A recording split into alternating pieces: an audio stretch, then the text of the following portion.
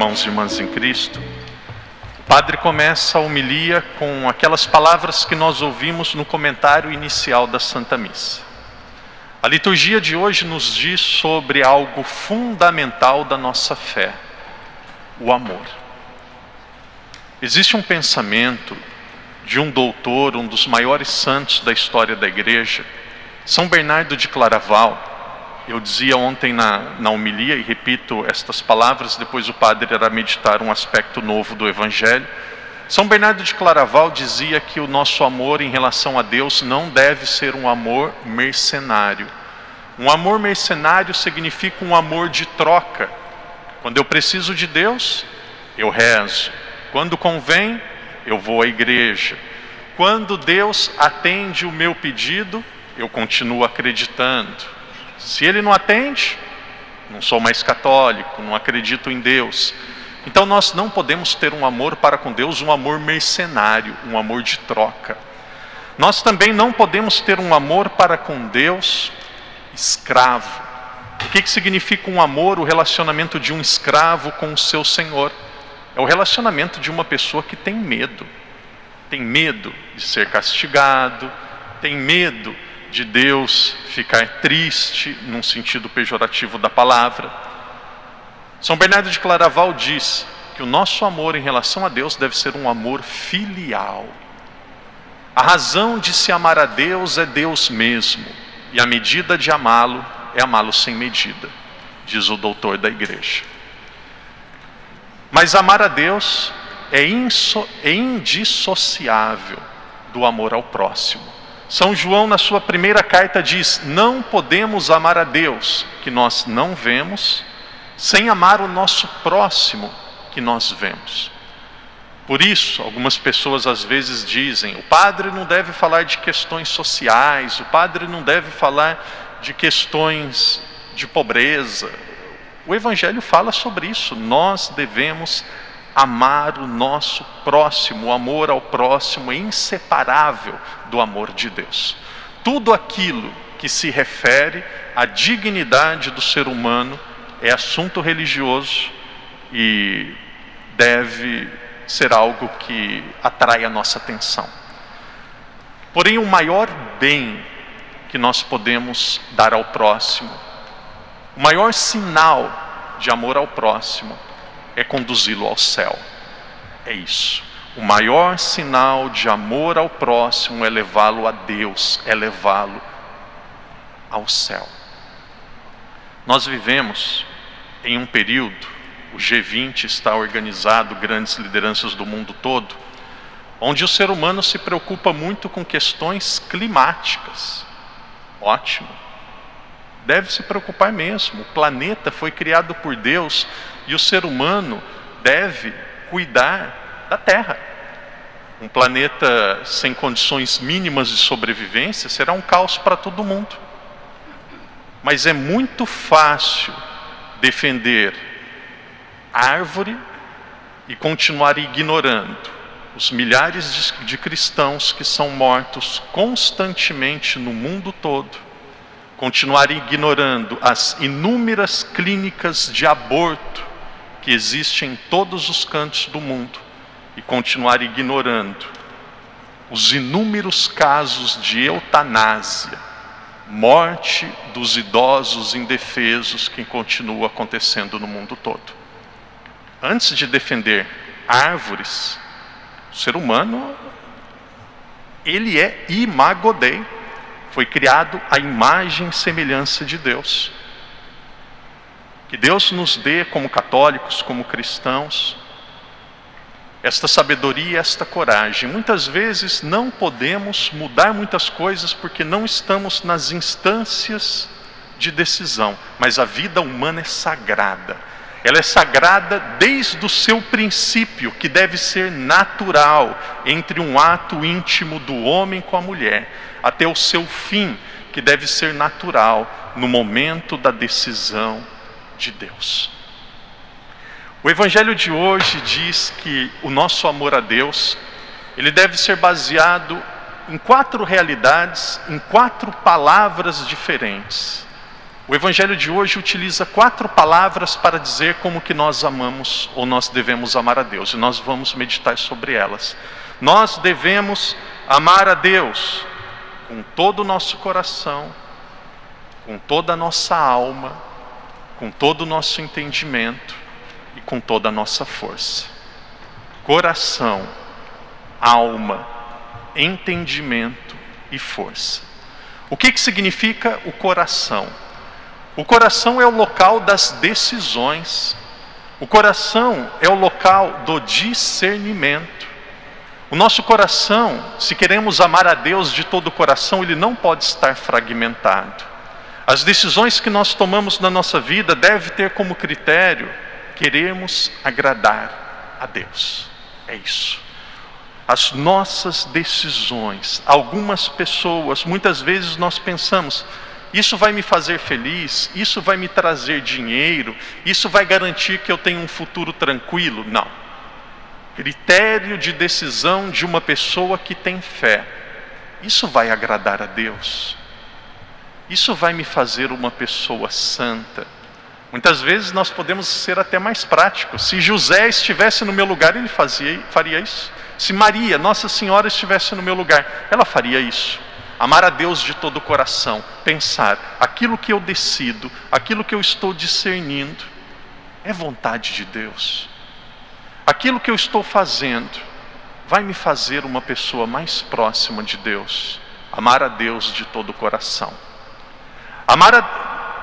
Amar a Deus com toda a alma. O que significa alma? A alma é aquilo que o ser humano tem de mais profundo. A alma é aquilo que o ser humano tem de mais sagrado e secreto. Ninguém consegue entrar na alma de uma pessoa. A nossa alma, ela deve estar mergulhada em Deus. Em uma das suas cartas, São Paulo diz: nós devemos orar sem cessar. Padre, como que eu posso orar? Como que eu posso rezar sem cessar? Eu vou rezar o dia todo, eu preciso trabalhar. Eu tenho as minhas atividades. A nossa vida, aos poucos, deve ir se tornando uma oração. Está caminhando, converse com Deus. Antes de dormir, converse com Deus. Vai cozinhar, vai fazer alguma atividade física, converse com Deus. Que Deus nos dê esta graça da nossa alma, aquilo que nós temos de mais profundo, ser mergulhado, estar profundamente unido a Ele. Nós devemos amar a Deus com todo o nosso entendimento, e aqui nós estamos falando da razão, aqui nós estamos falando do conhecimento. Normalmente algumas pessoas me perguntam, e ouvi isso já várias vezes: por que você ficou padre? E aí alguns são mais ousados e dizem: teve alguma decepção amorosa? Não conseguiu emprego? Teve algum milagre de Deus na sua vida? Por que você ficou padre? Tem gente que acha que padre deve ser velho, barrigudo, careca. Não estou criticando quem é assim. E pessoas que... não sei, às vezes as pessoas têm uma visão de padre e falam: nossa, mas o senhor é jovem ainda, é jovem, por que ficou padre? E aqui, sendo muito sincero, quando eu olho para a minha vocação, me recordo, eu já disse outras vezes, quando eu tinha 17 anos, meu melhor amigo, de repente ele se tornou protestante. E ele começou a me enfrentar: vocês adoram Maria, vocês defendem a besta do Apocalipse, que é o Papa, vocês se confessam com outro homem. E começou a acusar. Eu, um menino de 17 anos, falei: meu Deus, onde que vai parar tudo isso? E aí eu tive a graça de ter um livro e uma revista de um grande monge beneditino, Dom Estevão Bittencourt, já falecido. O nome da revista era Pergunte e Responderemos. E um livro falando sobre a doutrina da igreja também. Comecei a estudar e comecei a me encantar. Chegou um determinado momento, Santa Teresa d'Ávila havia feito o mesmo. E outros santos da igreja, aqui não é Santa Teresa d'Ávila, Edith Stein. Edith Stein era uma judia, uma filósofa, era secretária de Edmund Husserl, um dos maiores fenomenólogos da história. E ela, de repente, buscando a verdade, consultava Husserl, que era o seu chefe, consultava os grandes filósofos da época, de repente começou a ler ali o livro dos santos, terminou de ler o livro da vida de Santa Teresa. Quando ela fechou o livro, ela falou: aqui está a verdade. Foi para o convento, se tornou carmelita e depois foi martirizada numa câmara de execução do período nazista. O que significa amar a Deus com todo o entendimento? Conhecer a fé. A nossa fé, a fé católica, ela faz sentido. A nossa fé é belíssima. Quanto mais estudamos, mais nós vamos nos apaixonar pela fé. Sem dúvida nenhuma, ser católico é uma grande graça, é uma grande alegria.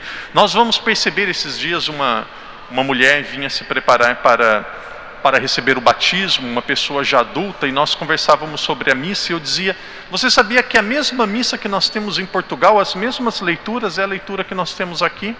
É a leitura que nós temos na China? É a leitura que nós temos no Brasil? É, padre, é igualzinho? É. A doutrina da igreja, a liturgia da igreja é a mesma em 2000 anos. Um papa não vai contradizer o outro.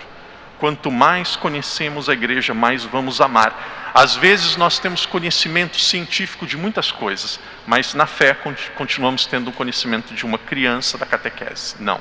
Amar a Deus com todo o nosso entendimento, com todo o nosso coração. Por fim, amar a Deus com todas as nossas forças. A força significa a ação. A força significa aquilo que nós realizamos no cotidiano da nossa vida. Amar a Deus com as nossas forças muitas vezes não é fácil. É normal que algumas vezes haja preguiça, muitas vezes haja comodismo, muitas vezes nos acostumamos e adaptamos com coisas, mas amar a Deus com toda a nossa força, amar a Deus naquilo que nós estamos fazendo, amar a Deus naquilo que Ele pede a cada um de nós, amar a Deus, muitas vezes, se for preciso, até colocando em risco a nossa autoimagem. Para ser cristão, para ser católico em um mundo de tanto relativismo, onde o ser humano ele quer decidir e quer criar e dizer aquilo que é verdade, para nós que somos cristãos, muitas vezes nós vamos ser até criticados, de certa forma ficar um pouco isolados por dizermos: não, para mim o caminho é esse. Então que Deus dê a graça a cada um de nós. Durante essa semana nós vamos meditar e pensar sobre isso. Que Deus me dê a graça de amá-lo com todo o meu coração, nas minhas escolhas, no meu discernimento.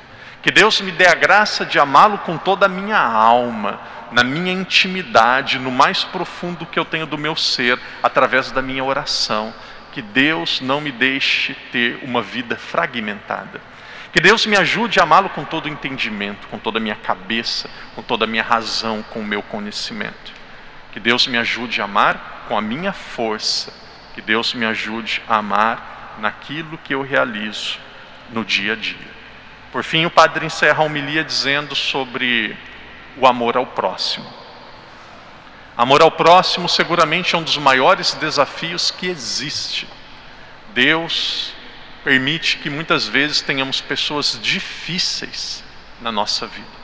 Pessoas difíceis, às vezes dentro de casa, pessoas difíceis, às vezes no nosso trabalho, pessoas difíceis no nosso cotidiano. Jamais faça algo que você vai se arrepender. Uma das coisas mais tristes para o ser humano é quando ele faz algo que depois ele se arrepende. Muitas vezes somos precipitados. E aqui falando de algo muito concreto e muito simples. Aqui não é se esquivar, aqui não é não ser você mesmo, mas cuide com as suas palavras. Uma pessoa, e aqui principalmente nos relacionamentos, uma pessoa que deixa sair uma palavra dura, amarga, uma palavra demoníaca, uma palavra que destrói, que ofende, aquela palavra fere mais do que uma espada, Aquela palavra não volta mais para a nossa boca. Uma palavra que é dita, ela não tem retorno. Então que Deus nos dê a graça de amarmos os nossos irmãos. Não é negociando a verdade e deixando de ser aquilo que nós somos, mas que Deus nos dê a graça de amá-lo com um pouco mais de paciência, principalmente com sabedoria. Peçamos tudo isso ao nosso Deus, que Ele nos ajude a termos uma vida entregue a Ele. E Jesus, e o autor da carta aos Hebreus diz, o modelo para nós é Jesus, a entrega de Jesus. Em outras palavras, quem quiser viver aquilo que nós ouvimos hoje, a sua vida deve ser uma vida consumida, uma vida gasta. Gasta para Deus e gasta para o seu próximo.